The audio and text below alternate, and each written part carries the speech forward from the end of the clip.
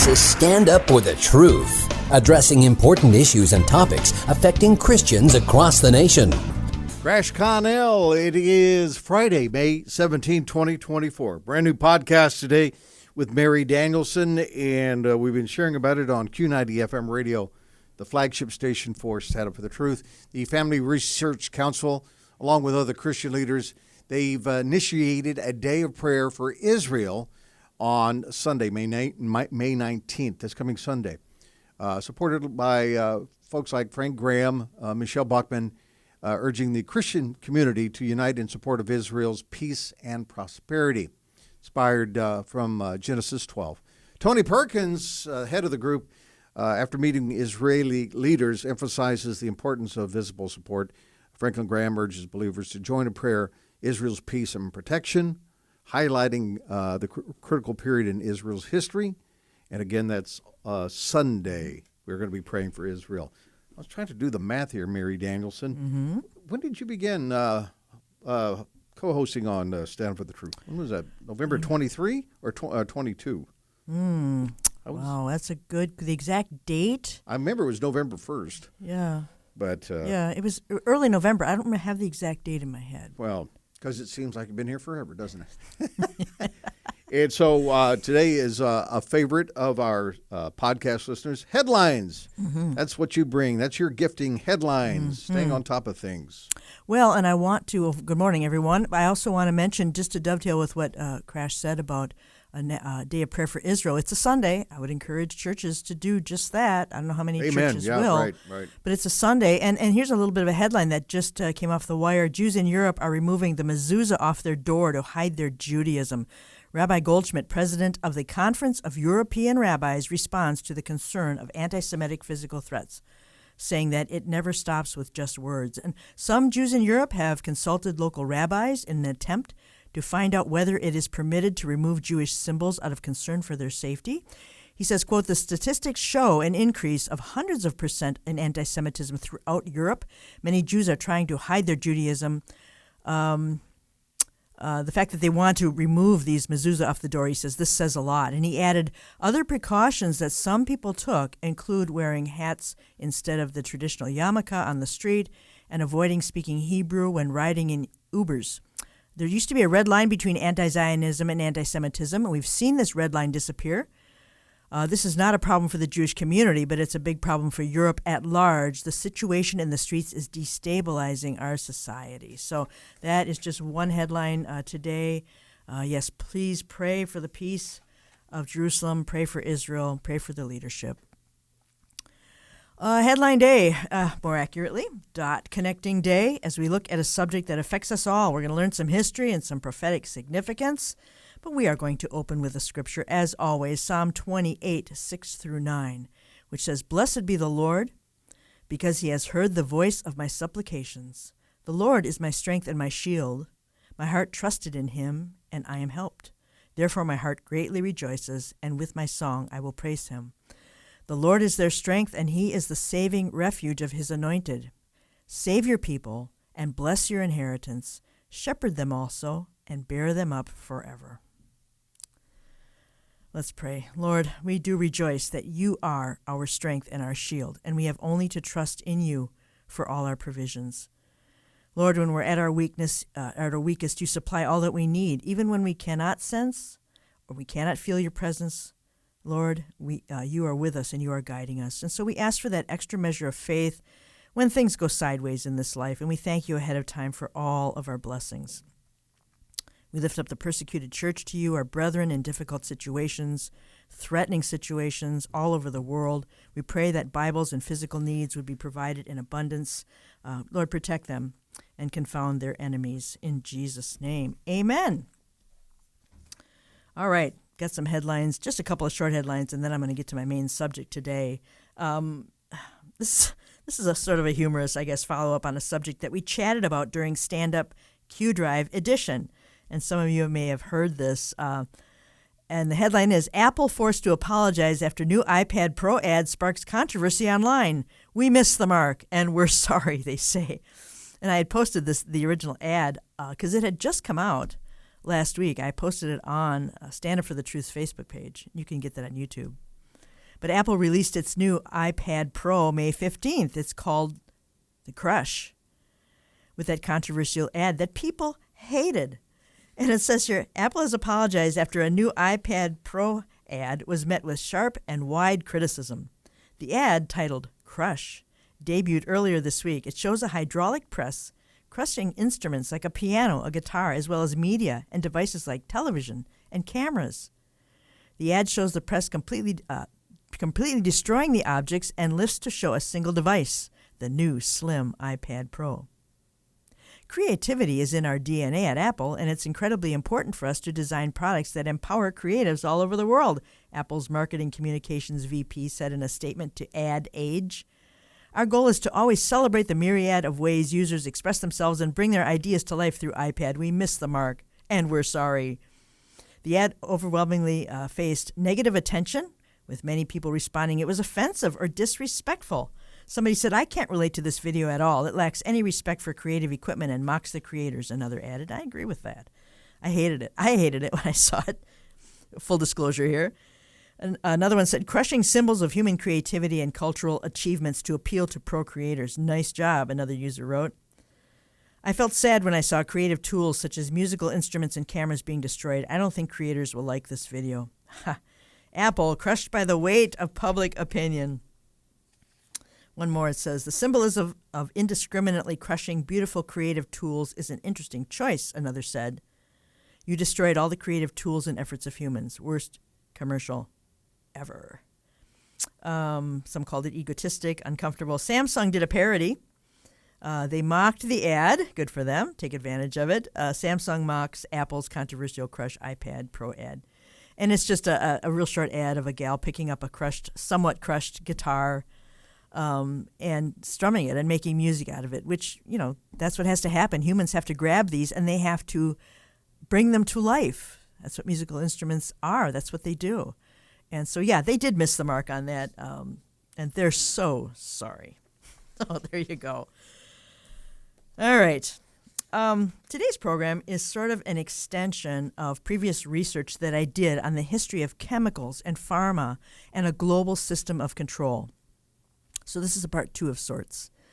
And I also have linked in today's post about the podcast. There's a link in there where you can listen to the original research that I did back in last April in a program called To Die. Well, the program wasn't called, but the segment was called To Die For. So I want to build on that research in the area of food, something we all need to survive. And of course, as a homemaker, I shop for and prepare food for my husband and myself, but I really started having complete thoughts on this when we had our child, because when we're young, we tend to eat whatever we want. But when you have a baby, you become keenly aware of the responsibility towards him or her to thrive and to have the best health possible. And when you get older, you want to keep your health, right? Because it's an unhealthy life can be debilitating and absolutely miserable. Now, it's also planting season in Wisconsin.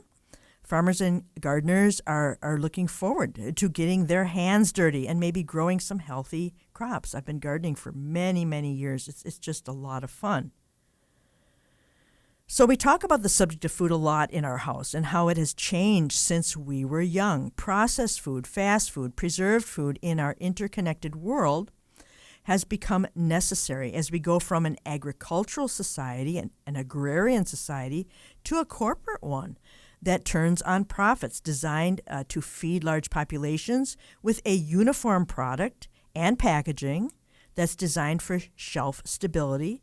And what it costs us all to do that? Well, it turns out there is a very high cost to this processed industry. Now, it seemed to sort of kick off after World War II, the baby boomer generation. My parents bought this big upright freezer. And since my dad was employed in the food packaging industry, they started to purchase a lot of canned and frozen foods, convenience foods, TV dinners, and the like. And we grew up on stuff that was sold every few minutes via TV commercials. My dad designed frozen food containers. That's a perfect post-war job, isn't it? But that was a different century. Now, in this century, it seems like food has taken a turn, and it has turned on us collectively. It doesn't taste as good as it used to. It's full of ingredients we can't pronounce. Maybe we don't even read labels anymore. It's full of corn syrup, fillers, dyes, preservatives. There are products called milk that did not come from a mammal, and we all know that. Meat is produced on corporate farms. Microbes and toxins are in our produce. Our kids have food allergies that we never had. I never heard of children having so many food allergies, peanut allergies and such. Restaurants serve food made nowhere near their own kitchens or dining rooms, and you can taste the difference. I know when food is Cisco food and when it was made in that kitchen. We're sick and tired of being sick and tired, and sometimes, I don't know about you, but we find ourselves saying, they're trying to kill us when we hear of another recall or E. coli or salmonella outbreak. And this they, okay, who is this they of which we speak? Did you ever wonder if it's safe to eat anything anymore?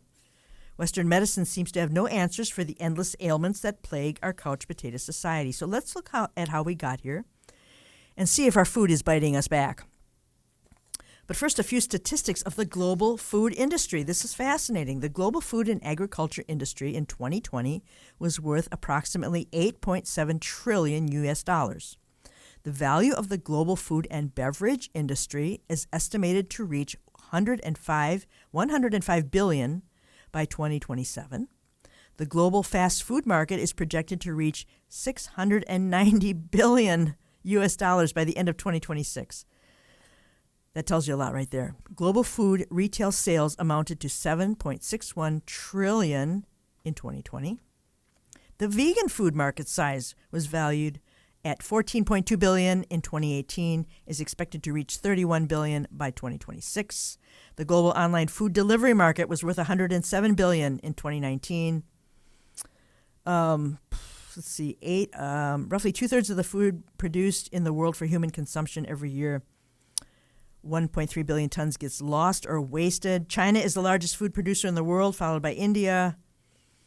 The canned food market, $91.4 billion. Europe is expected to emerge as the fastest growing region in the frozen food market, $124 billion by 2023, et cetera, et cetera. There's no end to statistics, of course. But that gives you an idea of the numbers we're looking at. And we're going to give some more numbers, too, that are shocking. So, as it should be, all eyes are on the state of world economics today and how global currency instability and raging inflation are being used to advantage by those powerful few who want to bring the planet into a single global market. And they will destabilize currency to usher in the digital kind, something no one wants or needs, but here we go. Now, while the Bible clearly tells us we can expect this towards the end, it's valuable to see how we got here and what might be next. If I were to ask you why the Civil War was fought, I would imagine the majority of you would say it was fought to free the slaves, and this is what history records as the most significant outcome of that event. But when it comes to the big picture, that answer is only half right. In the mid-19th century, this pre-Westward Ho America was clearly two different worlds. There was the South with its aristocratic old money and high society plantation ownership, where those who have lorded over those who have not. And in the North, you had the textile and shipping industry, small farms, anxious to expand railroads, and a work ethic to the West, minus, of course, the human slavery. But the obstructionist and largely backward South wanted nothing to do with that. And so these very two different and antagonistic cultures would inevitably head for a showdown, and the stakes were nothing less than control of the entire political and economic system of the United States. The outcome of the Civil War is what ultimately allowed for the creation of an American super economy and the first ever mass-produced, mass consumer society. Bible prophecy points towards a future world that turns on buying and selling all types of consumer goods, and we know that famine and hyperinflation and total control over every consumer, let alone every product, will be part of that world. So in addition to today's financial issues that could bring about great changes virtually overnight, there are other forces behind the scenes that are working to control our lives on several other levels, and we've talked about a lot of that here on Stand Up. And I think we're going to find more answers to this by simply going back to the future. The manufacturing revolution that immediately followed the Civil War allowed goods to be produced in greater numbers at cheaper prices, and that meant that more Americans had steady jobs and the cash to spend on these goods. Now, the very first department store was called Wanamaker's, and the year was 1876. It's the largest store in the world at the time. It occupied a converted railroad station in Philadelphia, taking up an entire city block with counters full of merchandise. Some of these counters were as long as 2/3 of a mile.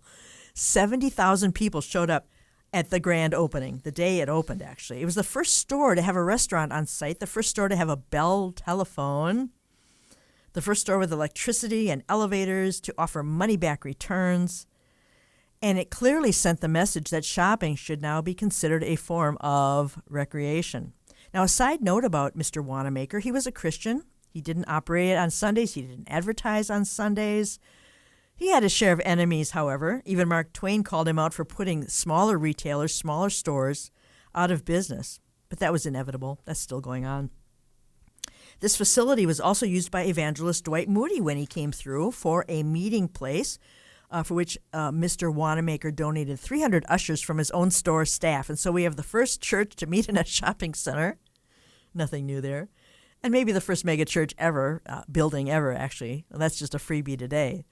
Anyway, from this point on, the department store concept would singularly reshape the American economic scene, providing goods like ready-made soaps, which in turn produced mega corporations like Procter & Gamble, who at this time began offering more than 30 brands of perfumed soaps. And that's just the first of thousands of recognizable consumer brands.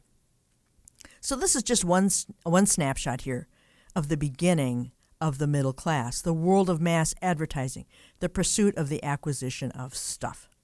Now, you might recall, and I referenced this earlier in the podcast, a previous podcast from April 2023, a gentleman named William Perkin. He discovered that he could make synthetic purple and scarlet dye from a byproduct of coal tar way back in 1853. Now, besides becoming extremely wealthy himself, he ultimately made both Levi Strauss, John Wanamaker, and others very wealthy men because he was the father of the synthetic chemical industry, the kind used in everything from the bluest of blue jeans to the many shades of Sherwin-Williams, and from fertilizers to aspirin, which laid the foundation for today's massive and obscenely profitable pharmaceutical and chemical industries. Now, the book of Revelation mentions purple and scarlet dye. So if that piques your curiosity, check out that particular podcast. By the 1930s, a very broke Germany had become the global leader in the chemical industry, and they've discovered a lot of profits from better living through chemistry, and they merged all their chemical companies across Europe together into a huge cartel called IG Farben. You've probably heard of them. And history will show that both World War I and II were made possible by the use of these new and invisible weapons of mass destruction. Mustard gas in World War I. World War II, Zyklon B gas for the gas chambers manufactured by Bayer, part of the IG Farben cartel. Now, at the Nuremberg trials following World War II, IG Farben was punished, sort of, for their crimes by, number one, having their assets handed over to the Rockefellers and being broken up into 4 independent companies, 2 of which were Bayer, of Bayer aspirin fame, and BASF. Some of you boomers would recognize BASF as having made cassette tapes, blank tapes in the day. Today, both are in the corporate farm agribusiness, and Bayer Crop Science specializes in something called genetically modified organisms, or GMOs. The chemical and synthetics industry has cut a wide swath of death and destruction in the last 100 years, and by the time I'm finished here, you will realize nothing has changed. Perkins Purple Dye leads us right to the front door of a mega corporation called Monsanto. I've been studying this since the 90s. It is absolutely fascinating. Monsanto was formed back in 1901 by a man named John Queeny, by then an already 30-year veteran of the pharmaceutical industry, so he had been at it a very long time. One of the first things he did was to formulate saccharin and sell it to Coca-Cola as an artificial sweetener. He also introduced caffeine into soft drinks. Now, Monsanto, and this is key, has a history of working closely with the U.S. government, doing research on the Manhattan Project to develop the world's first nuclear bomb. Other chemical contributions include aspartame, Agent Orange, PCBs, bovine growth hormone, and if we stopped there, we would have plenty to talk about. But the real story starts with the number one herbicide in the world, Roundup, the trademark name for a chemical called glyphosate, and manufactured originally by Monsanto. It's important to note that Roundup kills everything it touches, not just weeds, but crops as well, and likely people too. Back in 1996, Monsanto introduced something called Roundup Ready soybeans, and that's a genetically altered version of the lowly soybean, and the first bioengineered crop approved in the U.S. Their scientists tinkered with the genetic makeup of the seeds, so when they're sprayed with Roundup, the soybean plants are left intact. And to accomplish this, they place a Roundup-resistant gene into the seed and changes its DNA. These seeds are called GM, genetically modified. Now, because of this new gene, Monsanto was able to patent the seeds, meaning the seeds are owned by Monsanto. Okay, that's an important point. Corporately owned seeds. Every farmer who used this transgenic seed was legally required to control weeds using Roundup and agree to a specific kind of irrigation. The seeds could not be reused from year to year. Rather, the farmer would have to repurchase seed from Monsanto each year at a price quite a bit higher than regular seed because the seed that is produced by these plants is sterile. It is dead. Already you might be thinking, how can a corporation privatize something as natural as crop seeds? And if you are, you're tracking with me, and you're going to see where this could lead. In the years since these crops have been introduced, 90% of the soybeans on the market were from Roundup Ready seed. 86% of the corn is GM, genetically modified, and 95% of sugar beets. Now, 70% of the food in American stores contains bioengineered elements. Transgenic crops and seeds can be found in every corner of the planet. Monsanto, in its heyday, acquired dozens of major seed companies throughout the world, companies that produce corn, cotton, wheat, soybeans, tomatoes, and potatoes. These are all basic foods that we use and people around the world use. Well, chemical giant Bayer bought out Monsanto several years ago for $63 billion. I have no love for Monsanto. I never have. But Bayer has spent the entire time since shelling out billions to settle lawsuits brought on by the side effects of Roundup pesticide and GM ingredients in the food supply. They've also discontinued the sale of Roundup for homeowners, not because it's been shown to cause non-Hodgkin's lymphoma. No, mostly because they don't want to go broke settling lawsuits. So what are the ramifications of having 15 of our most basic food crops altered and patented by science? What could possibly go wrong? After all, soy, corn syrup, beet sugar, they're in nearly every processed food on the market. A bowl of cornflakes with RBGH milk or soy milk for breakfast, and maybe a bag of Doritos and a Coke for a snack pretty much guarantees that you have become one with GM foods on a regular basis.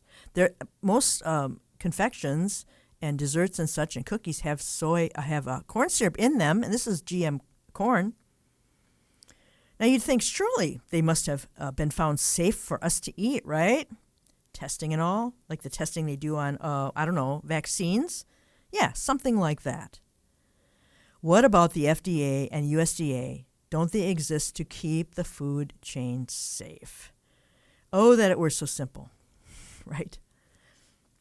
But the reality is far more political, of course. Now consider this. Since the 90s, key Monsanto officials have moved in and out of positions in the FDA and the U.S. government. Oh. Both the Bush, Clinton, and Obama presidencies had very close ties with Monsanto. This is easily researched. According to GMO expert and author Jeffrey Smith, the person who may be responsible for more food-related illness and death than anyone in history was made the food safety czar under Obama, and his name is Michael Taylor.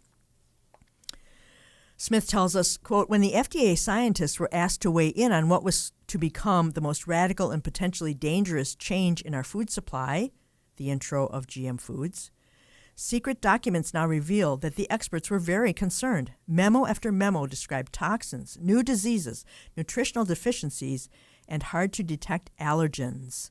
They were adamant that the technology carried serious health hazards that required careful, long-term research, but the biotech industry had rigged the game so that neither science nor scientists could stand in their way. They had placed their own man in charge of FDA policy, which would be Mr. Taylor.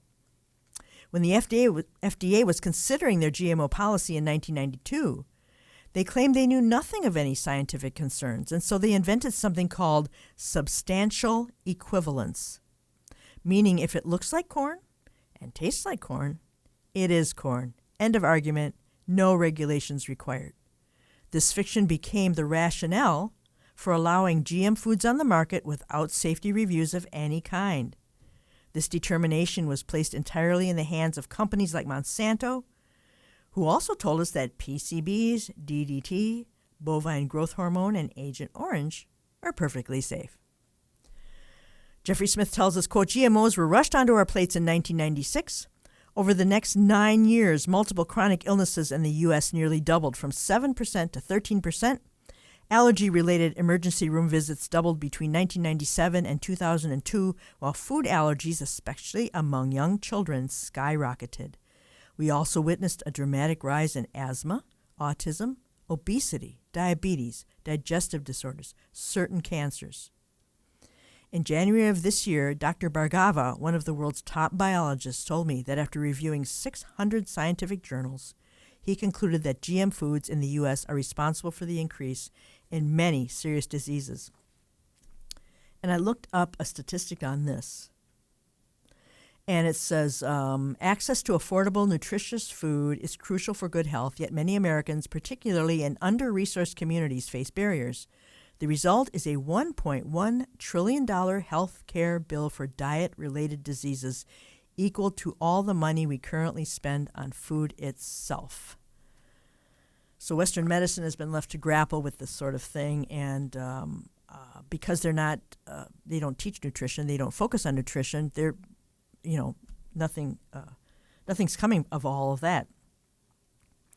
Shortly thereafter, the American Academy of Environmental Medicine concluded that there is a causal relationship between GM foods and infertility, accelerated aging, dysfunctional insulin regulation, major organ and gastrointestinal changes, asthma, allergies, cancer, and hormonal, immune, nervous, and reproductive diseases. If GMOs are indeed responsible for massive sickness and death, who is responsible? Taylor had been Monsanto's attorney before becoming policy chief at the FDA and head of inspections at the USDA. Then he became Monsanto's vice president and chief lobbyist. Now, as I read about his life, I'm starting to wonder if he began to understand the ramifications of his accomplishments, because it seems that in subsequent years, he pledged to listen more and reconsider the moral and religious and ethical ramifications of the use of biotechnology in agriculture. In other words, he started to disagree with a lot of Monsanto's policy, and he ultimately resigned because they would not listen to him. He also pursued later a research on food safety, food additives, labeling, chemical contaminants, dietary supplements. So if you're wondering whether your cornflakes or soy milk really do contain GM elements, at least since 2022, and this is one positive thing, food labels are required to state such things. Up until then, there was no way to know, and apparently that didn't bother anyone in the industry either. And so when you read these labels, some of it is still clear as mud, right? And they're talking about putting insects in our food, and they don't tell you that it's a cricket or a bug. They give it a different name. So you have to have a dictionary or at least go online while you're reading your food labels anyway, because it's not like it is actually clear. So, meanwhile, Monsanto has worked overtime to get its crops in all corners of the globe, and we're going to talk about, when I come back in 2 minutes, how they have accomplished that and the wickedness that's a part of this. We're going to come back soon. Stay with me for part 2.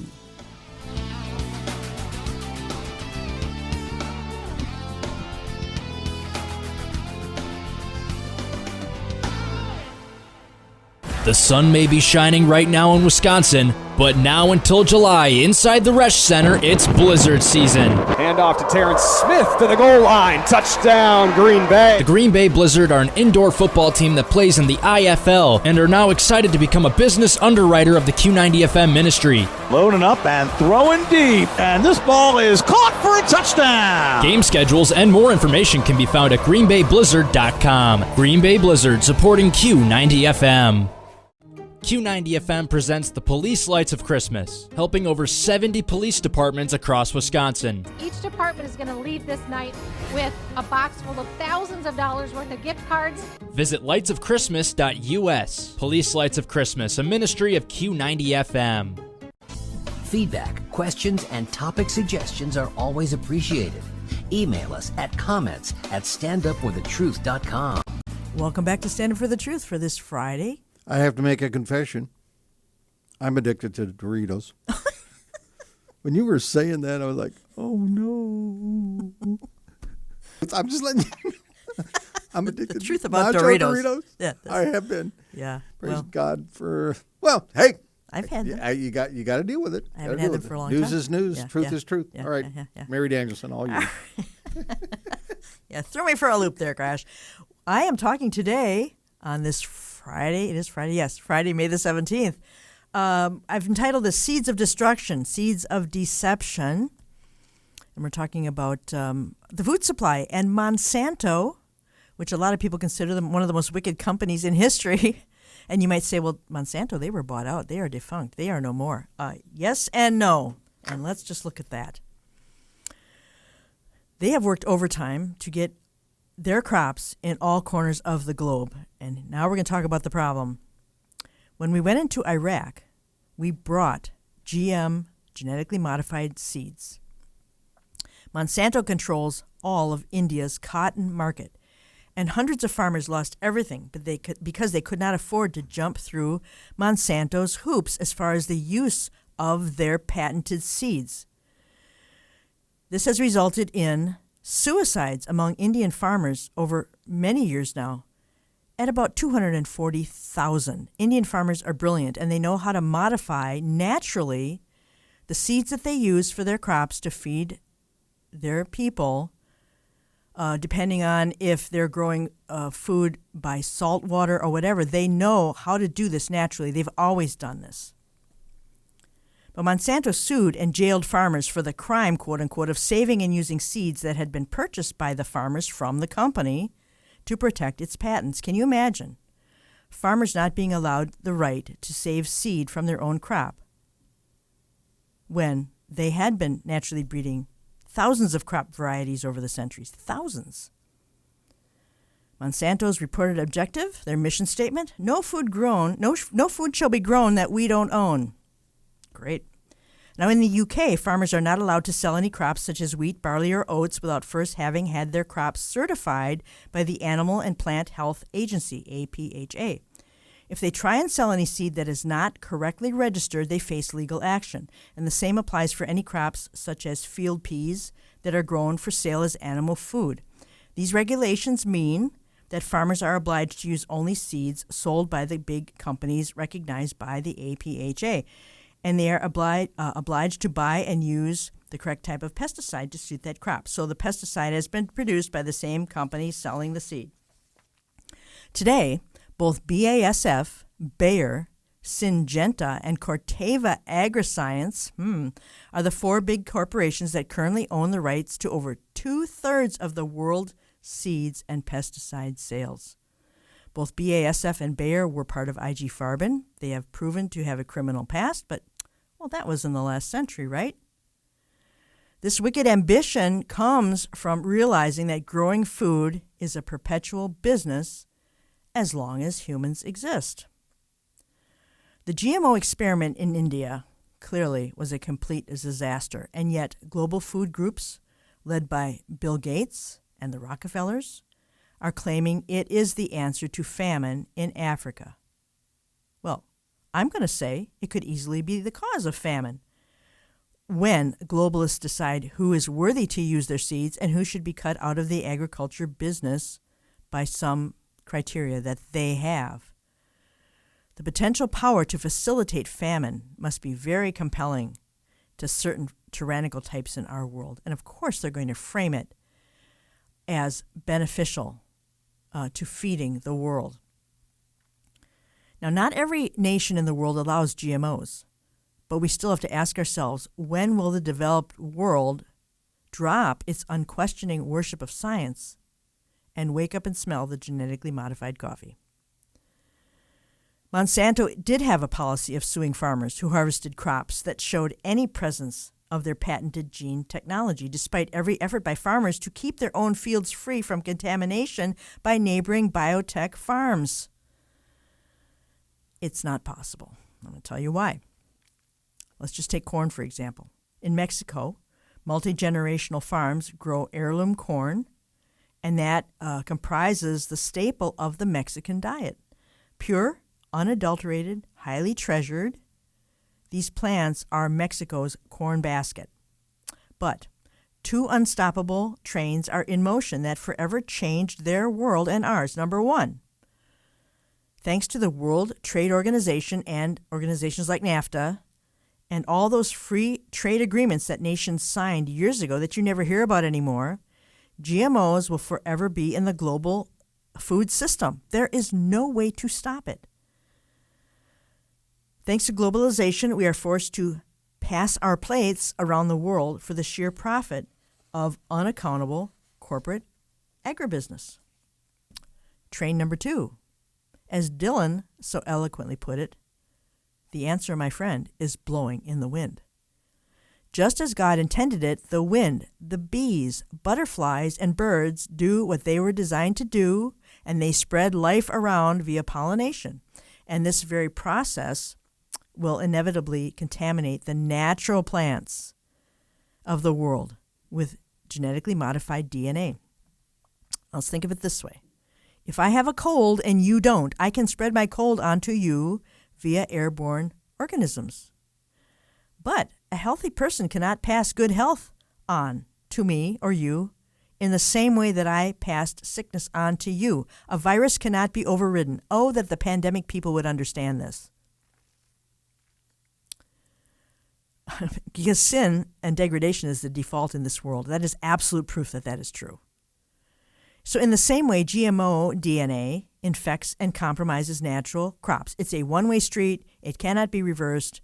Bayer has already publicly admitted that GMO contamination is forever out of control. So farmers who find themselves with mixed gene plants will be forced, due to patent rights, to buy the seeds and herbicides that the crop science companies sell. Okay.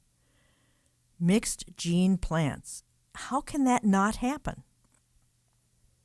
Monsanto seeds contain what is called terminator technology. They're also called suicide seeds, which could conceivably be the greatest threat that we face. Because if the wind compromises a nearby farmer's naturally seeded crop, not only do the crops contain GM traits, but the next batch of seeds could be a mix of viable and sterile seeds, or the entire crop could produce sterile, dead seeds. What an evil lottery this is.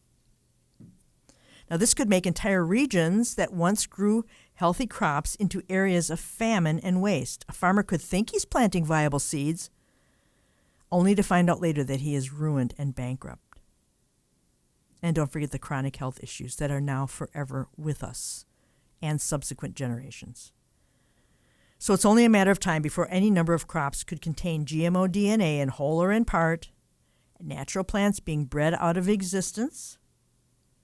No one eventually will own real seed, but some global food body could take over the world's food supply, withholding seed from whoever they will, or passing along sterile seeds to whomever they will. I know there are seed banks out there, and you can research that, where people are taking, humans, citizens, real people are taking real seeds, and they're making food banks, and they're saving real seeds of many, many different kinds of crops. I imagine you could get into hundreds of thousands of different seeds of things that we have known our whole lives and we have grown and enjoyed. So that's an option for now. Also via corn-fed cows. This is a little scary. Whose beef makes up commercial beef today. We're talking about commercial beef farms, not grass-fed beef farms. Genetically modified food is passed on to us through meat and milk, and this is already taking place. And just like bovine growth hormone will likely devastate the health of our livestock. Cows were never meant to eat corn in the first place, only grasses. This shortens their lifespan, but they're just going to the slaughter anyway. I personally believe that the killing off of the honeybees can be traced to these mutant GM plants that are not natural to them. That is definitely a problem. That's my own speculation. At any rate, genetically modified food crops threaten to unhinge the entire agricultural system, and it changes the very soil used for growing them. I mean, this is a recipe for a disaster of biblical proportions, and this level of arrogance is going to incur judgment. And these companies are creating fake soil now. And soil is loaded with organisms that God put there. Soil is a living thing. You can make soil out of your garbage, your banana peels, your compost. But they're gonna make fake soil. Yeah, it does kind of make you laugh a little bit at the end of the day. If it wasn't so serious about the effect that it's going to have on people, by people who hate people. The global seed market is valued at $58.8 billion in 2023. It is projected to reach $83 billion by 2028. 60% of the world's seeds are owned by corporations, and that number changes a little bit depending on your research. Sometimes a little higher, sometimes a little lower, but the average is 60% of the world's seeds are owned by corporations. Not surprisingly, both Monsanto and Bayer repeatedly score very low on the ethical corporation scale. Yes, there is such a thing, for the reasons that I have already touched on. And when we're talking about Bayer, we're talking about killing the Jews, putting small farmers out of business, killing helpful insects with their pesticides, the health side effects in humans, and more, chronic disease. So as you've picked up on this, I have no love for multinational corporations and their potential to do great harm to humans via the guinea pig model of testing whatever chemical might make them the richest. And so my parting words for you on this particular subject is eat organic. And I know it's expensive, more expensive. It's so much easier to buy commercially grown foods. But really, read labels, eat organic wherever you can, because it may cost more, but you're going to pay with the food you eat or the medical bills that you have, one way or another. And I've been saying this for a long time. One way or another, we're all going to pay for all this rampant deception and rampant corporate greed. What the home gardener needs to know, oh boy. As I've said, a GMO or genetically modified organism is made by utilizing a bacteria to insert genes from other bacteria, animal, or plants into the genetic makeup of a plant being modified. These could never happen in nature on their own. We've established that. This is not cross-pollination, by the way. That's been happening in nature forever, where two plants share pollen with each other and create a new variation. This is not a GMO. GMO as being practiced changes the plant. It could never happen naturally. God's design is that seed-bearing plants would bear fruit according to their kinds, Genesis 1:11, never from a different species. And so now GMO seeds have been released for homeowners or the average gardener to plant them. China was the first to sell a GMO strain of virus-resistant tobacco. In 1994, the Flavor Savor tomato became the first ever FDA-approved GM plant for human consumption, but it was pulled off the market because it tasted terrible. And I think that's part of why our food does not taste right. And we're having trouble with tasting. Besides COVID, which destroyed a lot of people's tastes and smell, there's some people have talked about food giving off a chemical taste or a chemical smell, and that could be long COVID. It could be just the food that we're eating. Anyway, the seeds now have been released for home gardeners. And so we need to read another label and find out that we're not planting genetically modified crops at home. There are a few out there sold to the public. Golden rice, was released over the years. I've heard of that. It's rice bioengineered with corn. It's actually still in testing stage. Pink pineapple, high in lycopene, which is good for you. It gives tomato their red color. But you can get purple and red and all of these different colors by eating real food, not by GMO food. We don't need that. This is not something that we need. So be alert as to what you're feeding your family, because we all want to be healthy. We want to have healthy kids. We want to be healthy into our old age so we can serve the Lord with strength and with vigor. So we want to do that. Time for a couple more headlines here. This is from Prophecy Newswatch. Restaurant apocalypse is starting to sweep the nation as Americans cut back. And it says you can get a really good idea of how the U.S. economy is doing by watching restaurants in your area. When the economy is booming, restaurant parking lots are full and chains are feverishly establishing new locations. But when the economy is struggling, restaurants get a lot less traffic and poor-performing locations get shut down. In 2024, it appears that a restaurant apocalypse has started to sweep across America. Most people have very little discretionary income to spend as a result of our cost of living crisis, and that is particularly true for young adults. Americans under the age of 40 love to eat out, but these days most of them are experiencing financial stress, and this is having an enormous impact on the restaurant industry. In 2023, visits to sit-down restaurants dropped by about 5% compared to 2022. Visits to sit-down restaurants, and from the year prior, according to Location Analytics. So this is a trend that has stretched on for over a year, and people just aren't eating out as much as they once did. So we're seeing a wave of closures all over the country. Even in New York City, the Big Apple, large numbers of restaurants are being shut down. Areas in the U.S. known for their great dining spots are struggling to maintain an environment where it's profitable to run a restaurant. Eatery New York reported that over 40 bars and restaurants closed in New York City from December 2023 to January 2024. That's a lot. With some of the owners saying business never picked up after the COVID lockdowns of 2020. Difficult decisions need to be made. After closing 46 restaurants last year, Applebee's has decided to close another 35 this year. They have shut at least 3 locations so far this year, and they have plans to close even more. Closing restaurants was an incredibly difficult decision, they say, and a last resort for the company. Red Lobster is also deeply struggling as it abruptly closed 48 restaurants in the latest blow to a financially struggling company that reportedly is considering whether to declare bankruptcy. Now, I've heard that they have, since this was written, declared bankruptcy. The current economy is pushing them over the brink. Their main investor cut ties to the chain earlier this year and said it would be looking for a buyer. Oh, of course, now if you're talking even finding help, because the demographics are down so much in this country, there aren't enough people to even work. And also, if you're talking $20 an hour minimum wage, nobody can pay that. I don't know how these businesses expect to pay that. It's insane. And of course, it mentions the ongoing inflation crisis is the primary reason. And restaurants are facing much higher costs, as I alluded to. Cost of goods is up 30%, higher wages.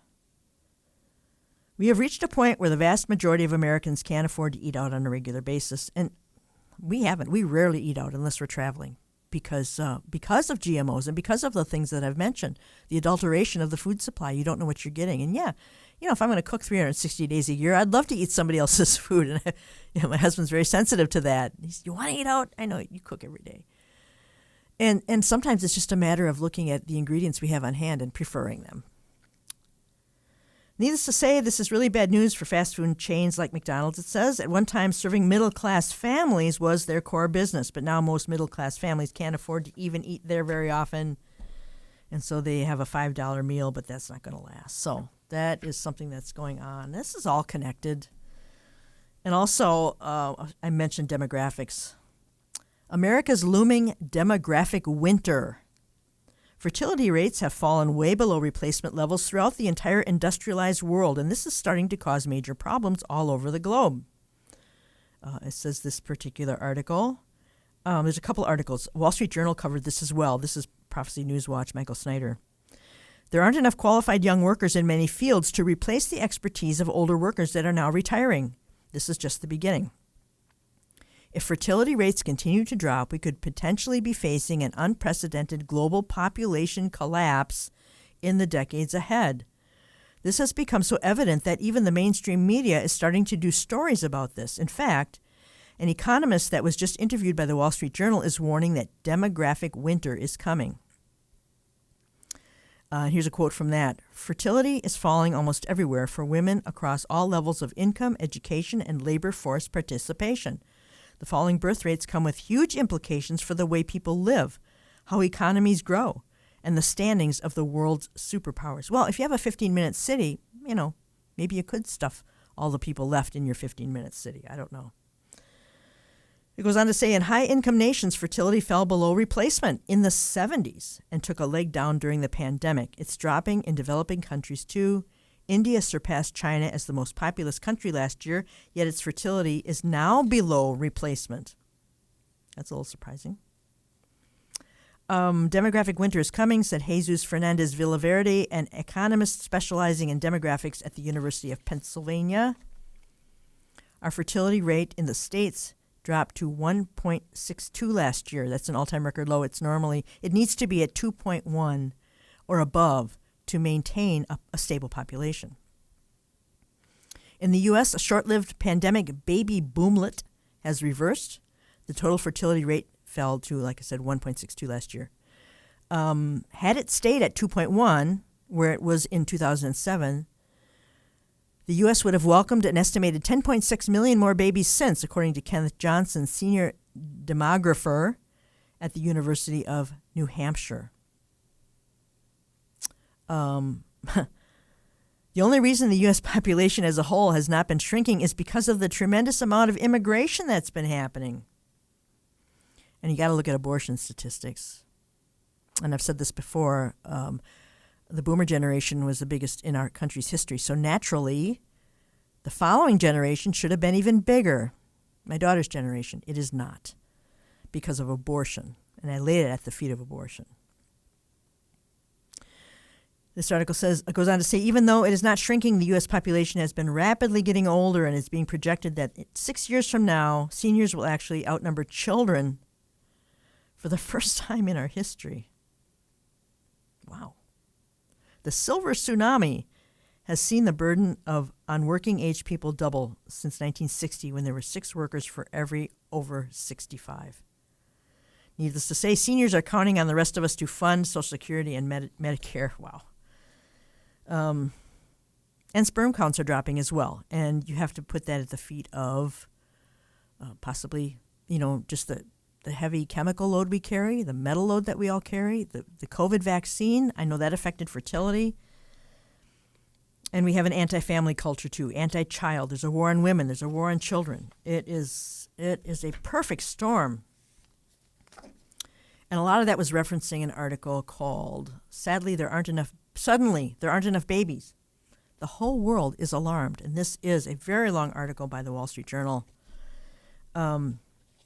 talking about a startling demographic milestone. Donald Trump says collapsing fertility is a bigger threat to Western civilization than Russia. A year ago, Japanese Prime Minister declared that the collapse of the country's birth rate left it standing on the verge of whether we can continue to function as a society. So that's an interesting topic. You can do some research on that if you want. Speaking of Japan, got time for one more real quick one here. I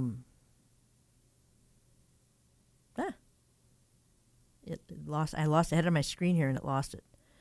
Okay, here we go. A call for people worldwide to stand with Japan against the WHO's public health dictatorship.